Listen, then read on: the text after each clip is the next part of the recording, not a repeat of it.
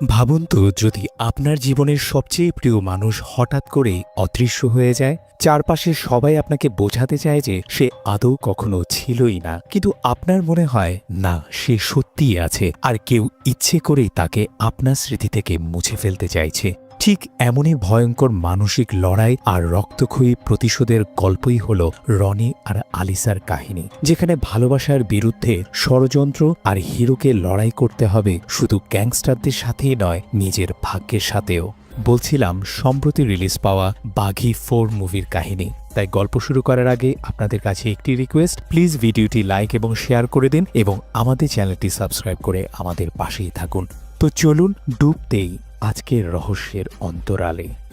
মুভির শুরুতেই দেখা যায় একটি ট্রাকের ধাক্কায় গাড়ি গিয়ে পড়ে রেললাইনের ওপর, এবং সে গাড়িতে ছিল এই মুভির হিরো রনি। ঠিক তখনই একটি চলন্ত ট্রেন ছুটে আসছে তার দিকে।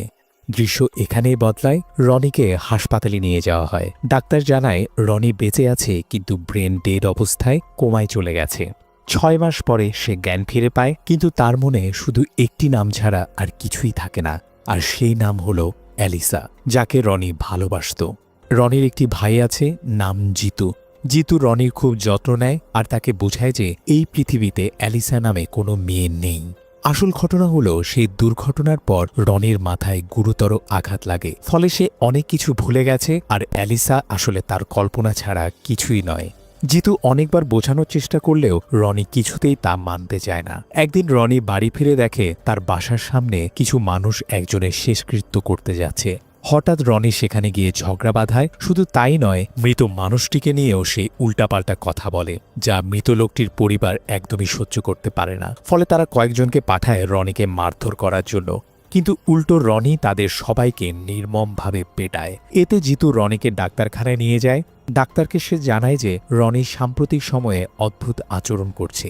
গতরাতে রনি দাবি করেছিল সে অনেক মানুষকে মারধর করেছে, কিন্তু বাস্তবে সেখানে কাউকেই পাওয়া যায়নি। জিতু ডাক্তারকে একটি ভিডিও দেখায়, যেখানে দেখা যায় রনি একা একাই হাত পা চালাচ্ছে, অথচ তার সামনে কেউ নেই। রনি সবসময় অ্যালিসার কথা ভাবে, বারবার জিতুকে জিজ্ঞাসা করে অ্যালিসা কোথায়, তার ছবি খোঁজে, মোবাইলে তার ফটো দেখতে থাকে, কিন্তু জিতু বারবার বলে অ্যালিসা নামে কোনো মেয়ে ছিলই না। এটা শুধুই রনির একটি ভুল ধারণা, কিন্তু রনি এসব মানতেই চায় না, কারণ তার বিশ্বাস অ্যালিসা ছিল। এবার জিতু রনির কাছে একটি মেয়েকে পাঠায়, নাম অলিভিয়া। অলিভিয়া রনিকে বলে, আমি 2 ঘন্টার জন্য তোমার কাছে থাকব, তুমি চাইলে যা খুশি করতে পারো, আমি তোমার। কিন্তু রনি কিছুই করে না, বরং তাকে দিয়ে ঘরের বাসন মাজার কাজ করায়। পরে জানা যায় তার আসল নাম অলিভিয়া নয়, বরং প্রতিষ্ঠা। রনি প্রতিষ্ঠার সঙ্গে বসে অ্যালিসার কথা বলতে থাকে, কিভাবে তারা প্রথম দেখা করেছিল, কিভাবে ভালোবাসা শুরু হয়েছিল, সবই বলে। প্রতিষ্ঠার কাছে আর 1 ঘন্টা সময় বাকি ছিল, তাই সে সব কিছু জানতে চায়। রনি শুধু গল্পই বলে না, বরং প্রতিষ্ঠাকে সেই সব জায়গায়ও নিয়ে যায় যেখানে সে অ্যালিসার সঙ্গে ঘুরতে যেত। ধীরে ধীরে প্রতিষ্ঠা আর রনির মধ্যে ভালো বন্ধুত্ব গড়ে ওঠে, এমনকি প্রতিষ্ঠা রনির প্রেমেও পড়ে যায়। একদিন রনি প্রতিষ্ঠাকে অ্যালিসার কবরে পর্যন্ত নিয়ে যায়। সেখানেই বোঝা যায় যে অ্যালিসা আসলে এই পৃথিবীতে আর নেই। এরপর রনি বাড়ি ফিরে দেখে দেয়ালে যেখানটায় তার আর অ্যালিসার ছবি থাকত, সেটার জায়গায় এখন আর জিতুর ছবি রাখা। এটা দেখে রনি প্রচণ্ড রেগে যায়, কারণ সে ভাবে এটা জিতুই করেছে। তাই রনি জিতুকে খুঁজতে বের হয়। জিতু তখন জনসমাগম স্থলে ছিল। রনি গিয়ে সবার সামনে জিতুর সঙ্গে ঝগড়া শুরু করে, যদিও জিতু বারবার রনিকে বোঝাতে থাকে অ্যালিসা নামে কোনো মেয়ে এই দুনিয়ায় কখনো ছিলই না, আর এখনও নেই। কিন্তু ঠিক তখনই সেখানে পুলিশ এসে যায় এবং তারা রনিকে নিজেদের সঙ্গে নিয়ে যায়। এখানে এসিপি সাহেব বুঝতে পারেন যে আসল ব্যাপারটা হয়তো কোনো মেয়েকে কেন্দ্র করেই, কিন্তু জিতু তাকে বোঝায় যে আসলে কোনো মেয়ের ব্যাপার নয়, সবকিছুই রনির মনের ভ্রম, কারণ অ্যালিসা নামে কোনো মেয়ে এই দুনিয়ায় ছিলই না কখনো। কিন্তু এটা প্রমাণ করার জন্য রনি এসিপি সাহেবকে নিয়ে যায় অ্যালিসার কবরে, কিন্তু সেখানে পৌঁছে দেখা যায় যে আসলে সেই কবর অ্যালিসার নয়, বরং মার্গারেট নামের এক বৃদ্ধা মহিলার। তখন এসিপি প্রশ্ন করেন, যদি এটা ওই বৃদ্ধা মহিলার কবরই হয়, তাহলে অ্যালিসা কোথায় গেল? এখান থেকে গল্প চলে যায় ফ্ল্যাশব্যাকে। আমরা জানতে পারি রনি আসলে নেভির একজন অফিসার, আর তার আসল নাম হল রণবীর প্রতাপ সিং। সে তার দায়িত্বকে ভীষণ ভালোবাসত। একদিনের ঘটনা, রনি এক গাঁজাখোরকে ধরার জন্য পিছু নিচ্ছিল, যে কিছু চুরি করে পালাচ্ছিল। ঠিক তখনই রনি দেখতে পায় রাস্তায় দাঁড়িয়ে ছবি তুলছে অ্যালিসা। রনি ওই চোরকে থামানোর জন্য অ্যালিসার মোবাইল কেড়ে নেয় আর সেটা দিয়ে চোরের মাথায় আঘাত করে। চোর মাটিতে পড়ে যায়, কিন্তু অ্যালিসার মোবাইল পুরোপুরি ভেঙে যায়। ওই মোবাইলটা অ্যালিসার বোন সেদিনই তাকে উপহার দিয়েছিল, সেটাও আবার ছিল আইফোন। রনি তখন তাকে বলে, কোনো সমস্যা নেই, আমি নেক্সট মান্থের বেতনেই তোমাকে নতুন মোবাইল কিনে দেব। কিন্তু তার আগে রনি অ্যালিসাকে বেশ বকাঝকা করে, বলে আজকের জেনারেশন শুধু রিল বানাতেই ব্যস্ত, অন্য কিছু জানেই না। পরে জানা যায় অ্যালিসা কোনো ফালতু মেয়ে নয়, বরং একজন ডাক্তার। এরপর থেকে দুজনের আলাপচারিতা শুরু হয় আর তারা একে অপরকে পছন্দ করতে থাকে। একদিন রনি দেখে দুটি দল একে অপরের সঙ্গে মারামারি করছে। তখন রনি গিয়ে দ্বিতীয় দলের লোকদের মারধর করে, কারণ তাদের হাতে বন্দুক ছিল আর তারা প্রথম দলের লোকদের উপর হামলা চালাচ্ছিল। এবার গল্প আবার বর্তমান সময় ফিরে আসে। এসিপি সাহেব রনির কাছে জানতে চান, সোজাসুজি বলে দাও অ্যালিসা আসলেই আছে নাকি নেই। এসিপি সাহেব তখন বলেন, যখন তোর অ্যাক্সিডেন্ট হয়েছিল তখন কেউ না কেউ তোকে অ্যাম্বুলেন্সে করে হাসপাতালে নিয়ে এসেছিল, চল তার কাছে যাই। তারা গিয়ে সে অ্যাম্বুলেন্স চালকের সঙ্গে দেখা করে। চালকও বলে, আমি রনিকে একাই ঘটনাস্থল থেকে এনেছিলাম, তার সঙ্গে তখন আর কেউ ছিল না। ঠিক তখনই রনির চোখে পড়ে অ্যালিসার বোন একটি গাড়িতে কোথাও যাচ্ছে। রনি দৌড়ে তার পিছু নেয় এবং শেষ পর্যন্ত পৌঁছে যায় সেই জায়গায় যেখানে অ্যালিসার বোন তার বাবার শ্রাদ্ধ করতে এসেছে। রনি তার কাছে গিয়ে দাঁড়ায়, কিন্তু অ্যালিসার বোন তাকে একেবারেই চিনতে পারে না। সে বলে, আমি তো অ্যালিসা নামে কাউকে চিনি না, তাহলে তোমাকে কিভাবে চিনাবো। এসিপি সাহেবও সেখানে পৌঁছে যান। এমনকি পণ্ডিতজিও এসে বলেন, আমি এই মেয়েটিকে শৈশব থেকে চিনি, এর নাম আসলে কল্পনা। সবকিছু শুনে রনির মাথা পুরো গরম হয়ে যায়। সে এসিপির কলার ধরে ফেলে। এরপর এসিপি রনিকে গ্রেফতার করে জেলে পাঠিয়ে দেয়। কিন্তু কিছুক্ষণ পর প্রতিষ্ঠা তার আইনজীবীকে নিয়ে হাজির হয় এবং রনির জামিন করিয়ে তাকে বের করে আনে। প্রতিষ্ঠা রনিকে নিজের বাড়িতে নিয়ে যায়, কারণ তার খুব জ্বর হয়েছিল। প্রতিষ্ঠা তার চিকিৎসা করে। এদিকে আমরা দেখি প্রতিষ্ঠা আসলে রনিকে পছন্দ করতে শুরু করেছে, কিন্তু রনি বারবার অ্যালিসার নাম উচ্চারণ করায় প্রতিষ্ঠা মোটেও ভালো বোধ করে না।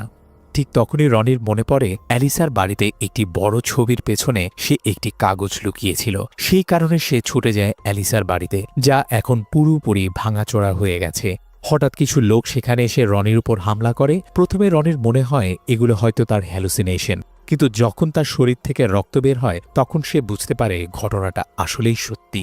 রনি তখন হামলাকারীদের ভয়ঙ্করভাবে পেটায়। এরই মধ্যে সে একটি ছবি খুঁজে পায়, সেটা তার এবং অ্যালিসার ছবি। তখন সে নিশ্চিত হয়ে যায় যে কেউ না কেউ অনেক বড় ষড়যন্ত্র করছে তার মাথা থেকে অ্যালিসার অস্তিত্ব মুছে দেওয়ার জন্য। আর এই ষড়যন্ত্রে অনেকেই জড়িত, এমনকি তার আপনজনও। সঙ্গে সঙ্গে রনি ছুটে যায় জিতুর কাছে, কিন্তু বাড়িতে গিয়ে দেখে জিতু সেখানে নেই। সেখানে রনি আলমারির ভেতরে প্রচুর টাকা আর বন্দুক খুঁজে পায়। তখনই সে বুঝে যায় যে জিতু নিশ্চয়ই কোনো না কোনো গোপন বিষয় লুকিয়ে রাখছে।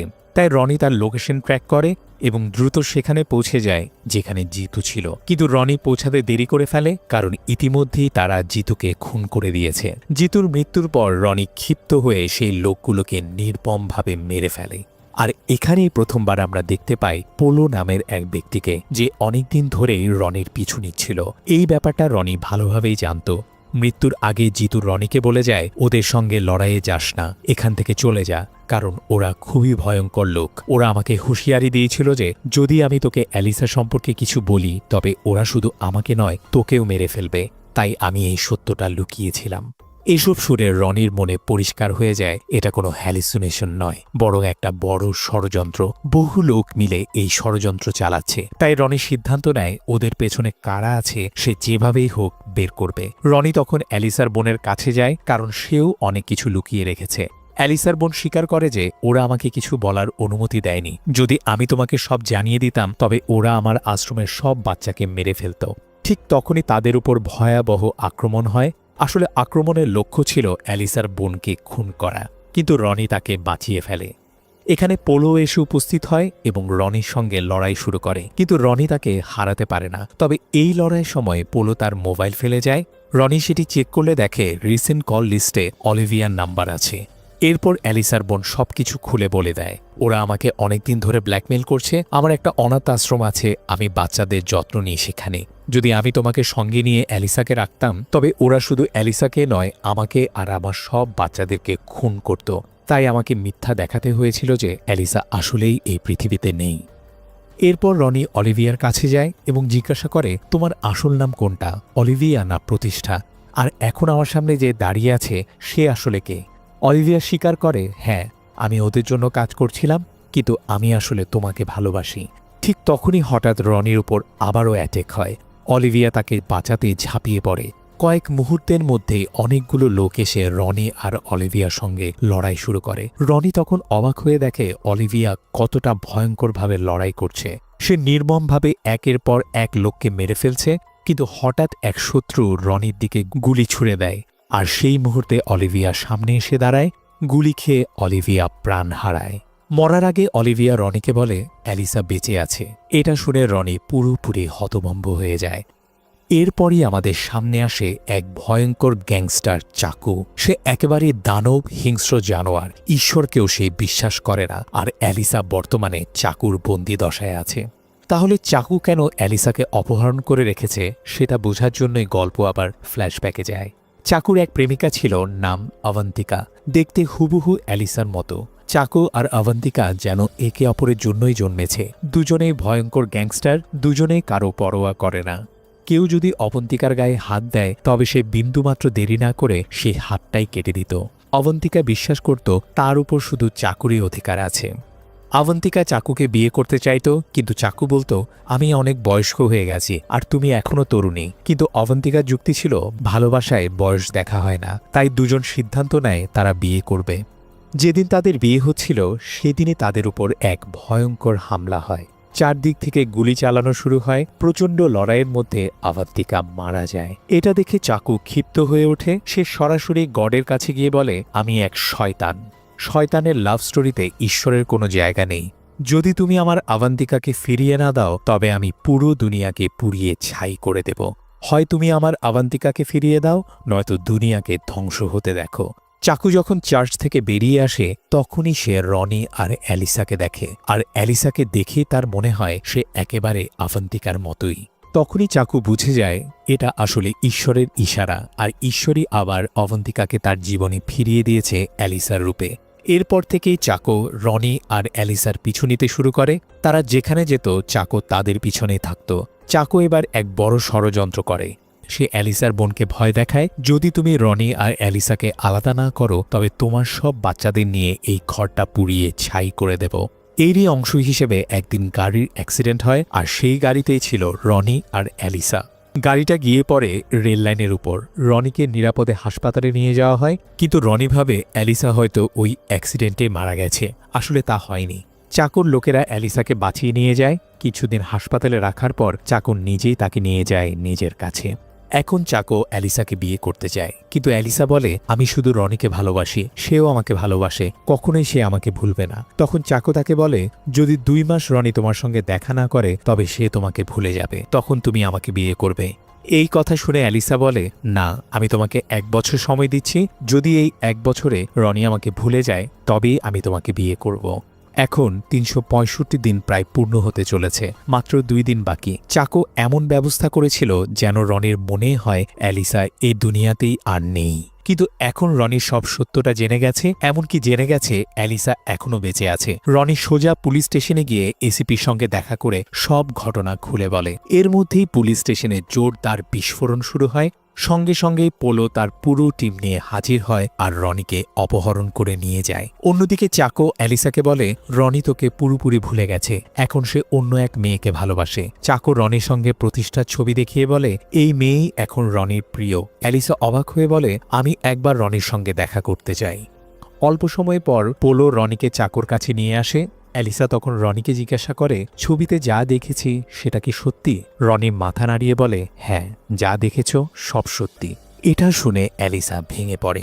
সে ভেবেছিল রনি এখনও তাকে ভালোবাসে, কিন্তু এটা ছিল এক বিশাল মিথ্যা। এবার অ্যালিসা চাকোকে বলে আমি তোমাকে বিয়ে করতে রাজি। আসলে সবকিছু ছিল পোলোর প্ল্যান। সে রনিকে হুমকি দিয়েছিল যদি অ্যালিসার সামনে এসব না বলিস তবে আমি অ্যালিসাকে মেরে ফেলব।